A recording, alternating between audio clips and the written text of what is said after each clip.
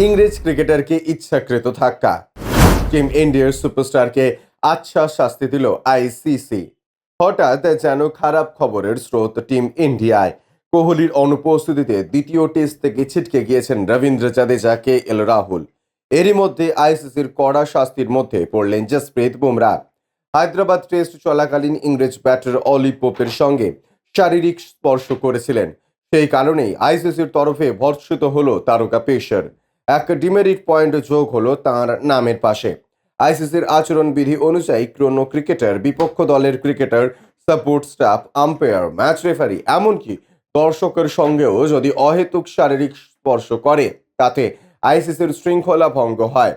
Bharat England Hyderabad test চলাকালীন চতুর্থ দিন ঘটে এই ঘটনা।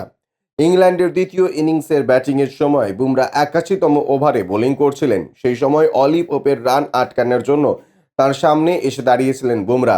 এতেই দুজনের শারীরিক স্পর্শ হয়। ম্যাচের পরেই বুমরা নিজের ভুলের কথা স্বীকার করে নেন ম্যাচ রেফারি রিচি রিচার্ডসনের কাছে। ফলে প্রথাগত শুনানির আর প্রয়োজন হয়নি। লেভেল 1 পর্যায়ের অপরাধের জন্য বুমরার নামের পাশে এক ডিমেরিট পয়েন্ট যোগ হলো। এর সঙ্গে ম্যাচ ফির সর্বোচ্চ 50% জরিমানা হবে তারকার।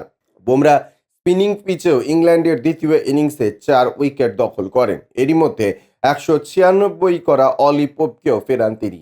এতে ভারতের 28 রানের ম্যাচে হার আটকানো যায়নি। 231 রান চেজ করতে নেমে ভারত 202 রানে অল আউট হয়ে যায়। অভিষেককারী টম হার্টলি 7 উইকেট দখল করে যান। ফেব্রুয়ারি 2 তারিখে দুই দল মুখোমুখি হবে দ্বিতীয় টেস্ট বিশাখাপত্তনমে।